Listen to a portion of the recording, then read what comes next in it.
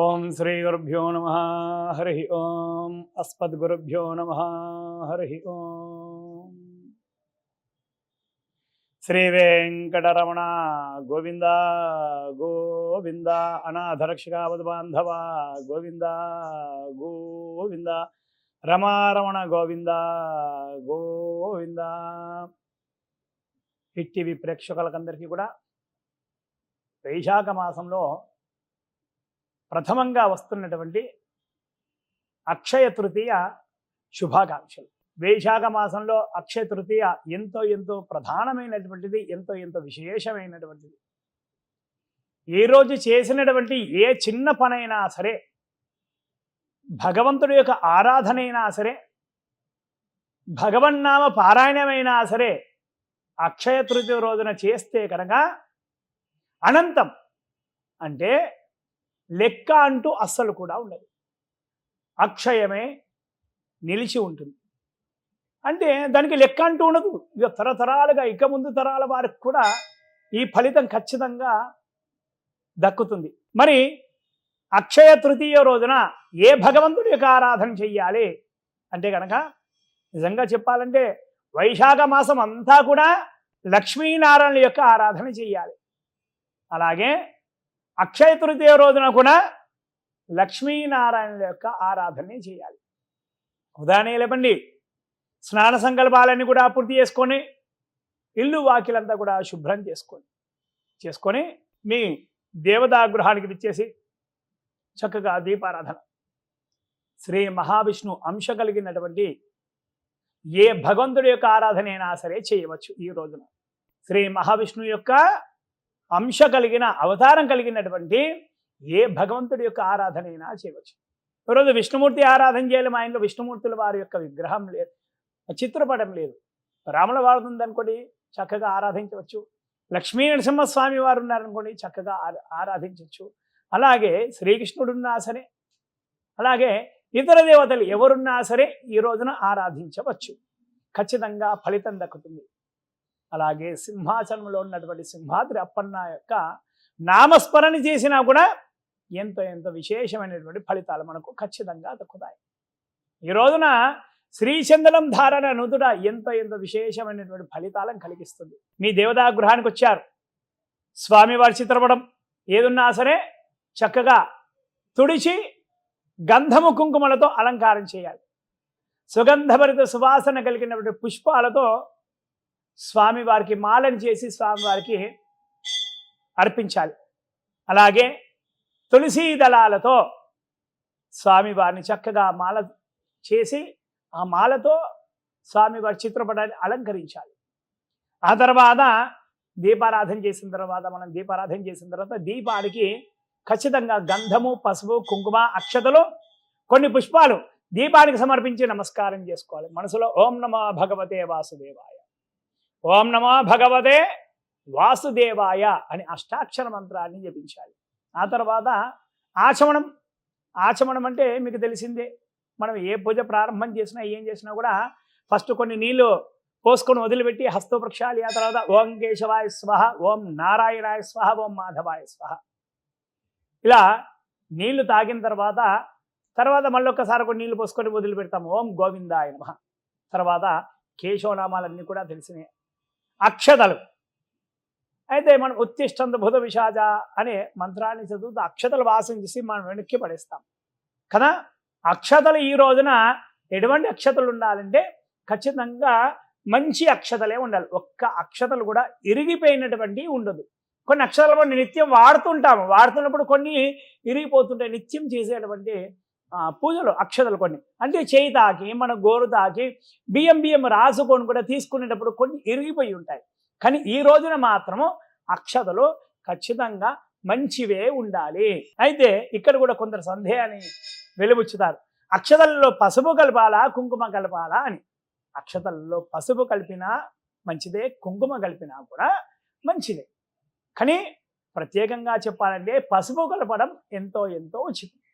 అక్షతలు ఖచ్చితంగా మంచివే ఉండాలి. ఇరిగిపోయినటువంటి అక్షతలు అస్సలు కూడా వినియోగించరాదు ఈ రోజున. అది భిన్నమైనటువంటి అక్షరాలు అస్సలు పనికిరావు. వాసన చూసి వెనకబడిస్తాం. పడేసిన తర్వాత ప్రాణాయామం చేస్తాం. ప్రాణాయామం ఓం భూ, మీకు తెలిసిందే ప్రాణాయామం కదా. ప్రాణాయామం చేసిన తర్వాత సంకల్పం చెప్పుకోవాలి మనసులో. చితి వారము నక్షత్రం ఈ రోజున మనకు తెలిసిందే క్రోధనామ సంవత్సరం ఉత్తరాయణం, వసంత ఋతు, వైశాఖ మాసం, తృతీయ తిథి. తదియ అన్నా కూడా తృతీయ అన్నా కూడా ఒకటే. తృతీయ తిథి అక్షయ తృతీయ తిథి మహాపర్వ దివసే అని చెప్పుకొని మీ గోత్రనామాలు. తర్వాత గోత్రం చెప్పుకున్న తర్వాత ఇంట్లో పెద్దవారు ఎవరుంటారో వారి పేర్లు ఖచ్చితంగా మొదటగా చెప్పుకోవాలి. తర్వాత మీ పేర్లు, మీ కుటుంబ సభ్యులందరి పిల్లల పేర్లతో సహా అన్ని కూడా చెప్పుకొని మమ అస్మాకం సహ కుటుంబానాం క్షేమ స్థైర్య ధైర్య విజయ అభయ ఆయు ఆరోగ్య ఐశ్వర్య అభివృద్ధ్యర్థం ధర్మార్థకామ్య మోక్ష చతుర్విధ ఫలపురుషార్థ సిద్ధ్యర్థం. అక్షయ తృతీయ మహాపర్వ దివసే శ్రీ మహావిష్ణు లక్ష్మీనారాయణ ప్రీతయే యథాశక్తి పూజాంకరిష్ అని చెప్పి అక్షతలు నీళ్లు పల్లెంలో వదిలిపెట్టాలి. వదిలిపెట్టిన తర్వాత సర్వ విఘ్నాలకు అధిపతి అయినటువంటి శ్రీ మహాగణాధిపతి స్మరణ. ఓం వక్రతుండ మహాకాయ సూర్యకోటి సమప్రభ నిర్విఘ్నం కురుమే దేవ సర్వకార్యేషు సర్వదాని. ఒక్కసారి గణపతిని మనసులో ప్రార్థన చేయాలి. ఆ తర్వాత గణపతి చిత్రపటం ఉంటే కనుక గణపతి చిత్రపటం, లేదా కొందరి ఇళ్లలో విగ్రహం కూడా ఉంటుంది గణపతి విగ్రహం కదా. ఆ గణపతి విగ్రహం ఉంటే కనుక గణపతి విగ్రహానికి యథాశక్తి అక్షతలు, గంధము, పసుపు, కుంకుమలతో పూజించి, పుష్పాలతో కూడా పూజించి, ఆయనకు కూడా ధూపం అగరత్తులు వెలిగించి, ఆయనకు యథాశక్తి బెల్లం నైవేద్యంగా సమర్పించి, ఆయనకు కూడా తాంబూలం కూడా సమర్పించి హారతి ఇవ్వండి. సమయం ఉంటే కనుక హారతిచ్చి హారతిని చక్కగా మొక్కి స్వామివారి యొక్క అనుజ్ఞ తీసుకోండి. సర్వవిఘ్నాలకు అధిపతి మహాగణపతి. ఆ తర్వాత శ్రీ మహావిష్ణువుల వారి యొక్క లక్ష్మీనారాయణుల యొక్క పూజ. మనం ఎప్పుడు పూజ చేసినా కూడా ఖచ్చితంగా లక్ష్మీ నారాయణులు ఇద్దరిని కూడా పూజించాలి. అలా పూజిస్తేనే ఫలితం అనేది ఖచ్చితంగా మనకు దక్కుతుంది అనమాట.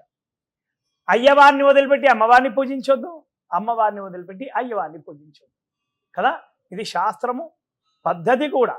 అలా చక్కగా అక్షతలు తీసుకొని స్వామివారి యొక్క ధ్యాన శ్లోకాలు ఎన్నో మహావిష్ణువుల వారి యొక్క శాంతాకారం భుజగశయనం పద్మనాభం సురేశం అనే శ్లోకాన్ని ధ్యానమంత్రంగా చక్కగా చదివి చిత్రపటం ఉంటే కదా చిత్రపటం దగ్గర అక్షతలు వేసి మరి చక్కగా మొక్కండి. మొక్కిన తర్వాత యథాశక్తి పూజ గంధము. ఇంకా దానికంటే ముందు మీ దగ్గర చాలామంది దగ్గర కూడా విగ్రహాలు ఉంటాయి. కొందరి దగ్గర లక్ష్మీ అమ్మవారి యొక్క విగ్రహం కూడా ఉంటుంది, అలాగే నారాయణ యొక్క విగ్రహం కూడా ఉంటుంది. స్వామివారి యొక్క విగ్రహాన్ని ఒక పాత్రలో పెట్టుకొని పంచామృతాలతో పాలు, పెరుగు, నెయ్యి, తేనె, పంచదార, అలాగే కొబ్బరి నీళ్ళతో అభిషేకం చేసి తర్వాత కూడా మళ్ళీ పునిశుద్ధ స్నానం చేసి చేపిచ్చేసి విగ్రహానికి చక్కగా తుడిసి, ఆ విగ్రహానికి ఏ విధంగా అంటే ఆ విగ్రహం మొత్తం కూడా గంధంతో అలంకారం చేయాలి. ఆ విగ్రహానికి మొత్తం కూడా గంధం పూయాలి. ఇవాళ చందనం ఎంతో విశేషం. సింహాద్రి అప్పన్న వారికి గంధంతో అలంకారం, చందనంతో అలంకారం ఏ విధంగా చేస్తారో మనం ఇంట్లో కూడా ఏ విగ్రహాన్ని విష్ణుమూర్తి అంశ కలిగినటువంటి ఏ విగ్రహాన్ని అయినా సరే మొత్తం గంధం అంతా పోయాలి. మిగతా సమయాలలో మనం ఏం చేస్తాము, ఒక నుదుట, అలాగే చేతులకు, కాళ్ళకు ఇలా మనము గంధంతో చక్కగా గంధం పెట్టేసి కుంకుమొట్లు పెడతాం అలంకారపరంగా. కానీ ఈరోజు మాత్రము ఖచ్చితంగా విగ్రహానికి మొత్తం కూడా గంధం పూయాల్సిందే. పూసిన తర్వాత మన నుదుట, చేతులకు, కాళ్ళకు కుంకుమ పెట్టాలి. పెట్టిన తర్వాత స్వామివారికి అత్యంత ప్రీతిపాత్రమైనటువంటి తులసీ దళాలతో ఖచ్చితంగా అర్చన చేయాలి. అలాగే తామర పుష్పాలు ఉంటే కనుక తామర పుష్పాలతో స్వామివారిని యథాశక్తి అర్చించాలి. అలాగే నానావిధ సుగంధభరిత సువాసన కలిగినటువంటి పుష్పాలతో స్వామివారిని అర్చించాలి. తర్వాత ధూపం, దీపం, నైవేద్యం. చాలా మంది కూడా అడుగుతుంటారు, ఈ రోజున మహావిష్ణువుని వారికి అమ్మవారికి ఏ నైవేద్యం పెట్టాలి, ఏ నైవేద్యం పెడితే అత్యంత అనుగ్రహం లభిస్తుంది శీఘ్రంగా అంటారు. భగవంతుడికి ఈ రోజున ప్రత్యేకమైనటువంటి నైవేద్యం ఏమిటంటే కనుక వడపప్పు పానకం, ఇది ఖచ్చితంగా పెట్టాలి. అలాగే ఇంకా ప్రత్యేకమైనటువంటి నైవేద్యం ఏమిటంటే పాలల్లో బియ్యాన్ని ఉడికించి బెల్లం కలిపి లేదా పంచదార కలిపి నైవేద్యంగా సమర్పించాలి. ఆ పాలు ఏ విధంగా అంటే మనం గృహప్రవేశాలు చేసినప్పుడు మనం పాలు పొంగిస్తాం. పాలు పొంగిచ్చిన తర్వాత ఆ పాలల్లో బియ్యం వేసి మనం పరవాన్నం వండుతాం కదా. అచ్చం ఆవు పాలల్లో ఎక్కడ కూడా ఒక చుక్క కూడా నీళ్లు కలపం కదా. ఈరోజు కూడా అదేవిధంగా స్వామివారికి నివేదన చేసి ఆ నివేదన ఖచ్చితంగా అందరికీ పంచాలి. మనం కొద్దిగా అంతా మనం ఇంటిల్లిపాది కూడా మనం తీసుకోవాలన్నమాట. తీసుకున్న తర్వాత స్వామివారి యొక్క సంపూర్ణ అనుగ్రహం మనకు లభిస్తుంది, ఖచ్చితంగా లభిస్తుంది. ఈ రోజున ఏ ప్రసాదం అయితే మనం పంచుతామో అది అక్షయమై నిలుస్తుంది. అన్నదానం మేరు పర్వతం అంతా సమానమై ఉంటుంది అన్నమాట. అన్నదానం మీరు కొద్దిగా ప్రసాదాన్ని పంచినా చాలు, మీకు వచ్చేటువంటి ఫలితం అక్షయం అవుతుంది. అలాగే మీకు సమీపంలో ఉన్నటువంటి ఏదైనా దేవాలయానికి వెళ్ళి మహావిష్ణువుల వారికి యథాశక్తి కైంకర్యాలు అంటే అర్చన, తులసి దళాలతో అర్చన కానీ, పుష్పాలతో, తామర పుష్పాలతో, అలాగే బిల్వదళాలతో అర్చన చేస్తే ఎంతో ఎంతో విశేషమైనటువంటి ఫలితం ఖచ్చితంగా మీకు దక్కుతుంది. అలాగే భక్తులారా, ఈ వైశాఖ మాసం వచ్చిందంటే చాలు ఎండలు భగభగ పండుతుంటాయి. భానుడు అత్యంత ప్రకాశవంతుడై మనకు కనిపిస్తుంటాడు. భూమికి కూడా అతి దగ్గరగా వస్తాడు కదా. భూమికి ఎంత దగ్గరకు వస్తుంటే అంత వేడి మనకు పెరుగుతుంది కదా. మరి ఈ వైశాఖ మాసంలో అత్యంత పుణ్య ఫలితాలు మనకు కలగాలంటే ఏమి చెయ్యాలి? ప్రధానమైనటువంటిది ఏంటంటే చలివేంద్రాలు ఏర్పాటు చేయాలి. చలివేంద్రాలు అంటే బాటసారులు చాలా మంది పోతుంటారు. ప్రాచీన కాలం అంటే ఒక ఊరు నుంచి ఒక ఊరికి వెళ్తుంటారు కదా. మార్గ మధ్యంలో చాలా మంది కూడా చలివేంద్రాలు ఏర్పాటు చేసేవారు. అంటే పెద్ద పెద్ద కుండల్లో నీళ్లు పోసి ఉంచి చక్కగా వచ్చేవారికి అందరు కూడా నీళ్లు పోసేవారు. వాళ్ళందరూ కూడా నీళ్లు తాగి సేద తీర్చుకొని వెళ్ళేవారు కదా. ఇప్పుడు కూడా మనం కూడా అలాగే ఒక టెంటు లాంటిది ఏదైనా వేసి, బాటసారులు చాలా మంది కూడా పనుల్లో వెళ్తుంటారు, ఎండలో తిరుగుతుంటారు పాపం. వాళ్ళకి చాలా చాలా దాహం కూడా వేస్తుంది కదా. అలాంటి వారి కోసం మనము నీళ్ళని మనము వారికి ఇస్తే కనుక వారు చాలా చాలా సంతోషపడతారు. వారు ఎన్ని చుక్కలైతే నీళ్లు తాగి ఉన్నారో మన దగ్గర నుంచి అన్ని సంవత్సరాలు మనము భగవంతుడి యొక్క అనుగ్రహం పొందుతాం. అన్ని సంవత్సరాలు మనము సర్వదేవతల యొక్క సంపూర్ణ అనుగ్రహాన్ని పొందుతాం. అంటే ఆ ఎన్ని చుక్కలు మనం లెక్క పెట్టామా? లెక్క పెట్టలేదు కదా. అనంతమైనటువంటిది ఈ అక్షతృతీయనే అంత. ఈ రోజు నుంచి ఇంకా గోవులు, ఆవులు కూడా ఉన్నాయి. వాటికి నీటి తొట్టిలు కట్టించండి ఎవరైనా కట్టియాలంటే. అంటే గోశాలలు కూడా ఉంటాయి చాలా కదా. గోశాలల్లో నీటి వసతులు లేక చాలా గోశాలలు కూడా ఉన్నాయి. అలాంటి గోశాలలోకి వెళ్ళి నీటి తొట్టెలు కట్టించండి. ఆవులు చక్కగా నీళ్లు తాగుతాయి. నీళ్లు తాగితే కనుక ఆవులకు ఈ రోజున మనం నీటి తొట్టెలు కట్టిస్తే ఆవులు నీళ్లు తాగితే ఆవు ఒంటిపైన ఎన్ని రోమాలైతే ఉన్నాయో అన్ని రోమాల పర్యంతం భగవంతుడి యొక్క సంపూర్ణ అనుగ్రహం మనకు లభిస్తుంది. అలాగే మన పితృదేవతలు కూడా తరిస్తారనమాట. అలాగే మన ఇంటి చుట్టూ కూడా ఎన్నో ఎన్నో జంతువులు తిరుగుతుంటాయి, పక్షులు కూడా తిరుగుతుంటాయి కదా. వాటికి కూడా నీటి తొట్టెలు ఏర్పాటు చేయండి. అవి కూడా ఆ నీళ్ళను స్వీకరిస్తే కనుక ఖచ్చితంగా మనకు పుణ్య ఫలితం అనేది ఖచ్చితంగా దక్కుతుంది. అలాగే దానాల విషయానికి వస్తే కనుక ఈ రోజున మజ్జిగ దానం చేస్తే కనుక ఎంతో ఎంతో విశేషమైనటువంటి ఫలితం ఖచ్చితంగా దక్కుతుంది. అలాగే పుస్తక దానం చేసినా కూడా, లేదా వస్త్రదానం చేసినా కూడా, ధనధాన్యాలు ఏవైనా సరే దానం చేస్తే కనుక ఈరోజు మట్టి కుండ పాత్రలు అంటే నీళ్లు తాగడానికి కుండలు ఉంటాయి కదా, అలాంటి దానం చేసినా కూడా, ఫలదానం ఫలాలలో రాజఫలం మామిడి పండు దానం చేసినా కూడా విశేషమైన ఫలితాన్ని మనం పొందగలుగుతాం.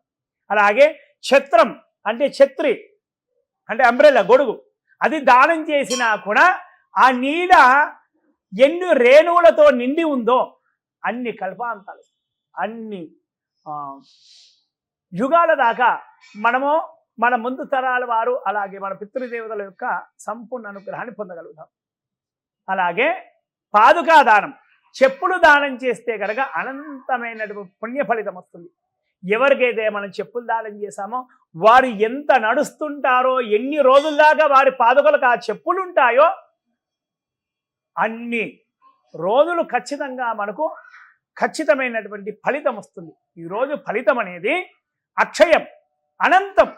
ఈరోజు అక్షయ తృతీయ రోజున చేసినటువంటి పుణ్య ఫలితం ఎప్పటికీ కూడా తరగనిది. అలాగే చాలా మందిని కూడా మన చుట్టుపక్కల చాలా మందిని కూడా మనం చూస్తుంటాం. ఎంతో మంది అనాథలు, అభాగ్యులు, చాలా మంది కూడా పేదవారు కూడా ఉంటారు.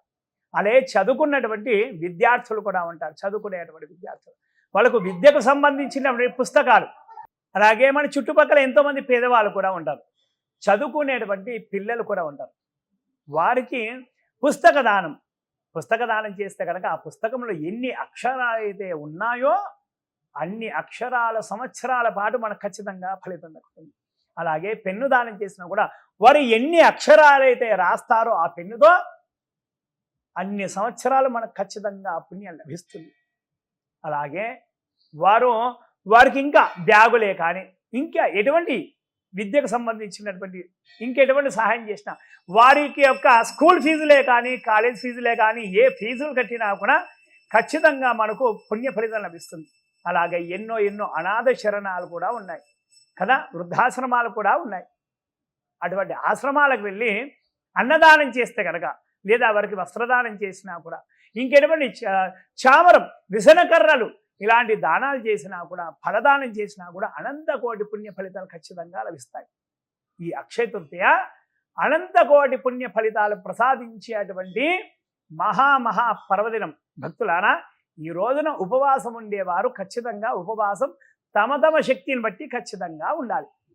ఉపవాసం ఉండేవారు ఈరోజు అన్నముకు సంబంధించిన పదార్థాన్ని అస్సలు కూడా తినవద్దు. బియ్యం, దోశల్లో బియ్యం కలుస్తుంది, ఇడ్లీలో బియ్యం కలుస్తుంది, ఉప్మాలో కూడా బియ్యం కలుస్తుంది. బియ్యంకు సంబంధించినటువంటి పదార్థం ఏది కూడా అస్సలు కూడా ఈరోజు తినవద్దు. గోధుమ రవ్వ ఉప్మా కానీ, గోధుమ రవ్వ చపాతి కానీ, లేదా ఇంకా ఇతర పదార్థాలు సగ్గు బియ్యం కానీ ఇంకేదైనా పదార్థాలు రైస్ రిలేటెడ్ కాకుండా ఏ పదార్థానైనా సరే స్వీకరించి సాయంత్రం దాకా రాత్రి దాకా కూడా ఉపవాసం ఉంటే చాలా చాలా మంచిది. మళ్ళీ ప్రదోషకాల సమయంలో కూడా స్వామివారిని ఆరాధించవచ్చా అంటే కానీ ప్రదోషకాల సమయంలో సాయంకాలం సూర్యాస్తమయ సమయంలో కూడా లక్ష్మీనారాయణని కూడా చక్కగా ఆరాధించవచ్చు. ఆ వేళ స్వామివారిని ఆరాధించి గోవులు కనిపిస్తే కనుక గోవులకు మనం ఏమైనా గ్రాసాన్ని కానీ ఏదైనా పదార్థాన్ని కూడా సమర్పిస్తే కనుక లక్ష్మీనారాయణకు అత్యంత ప్రీతి పాత్రలు ఖచ్చితంగా మీరు అవుతారు. శ్రీ వెంకటరమణ గోవింద గోవింద, అనాథరక్షక బాంధవ గోవింద గోవింద, రమారమణ గోవింద గోవింద.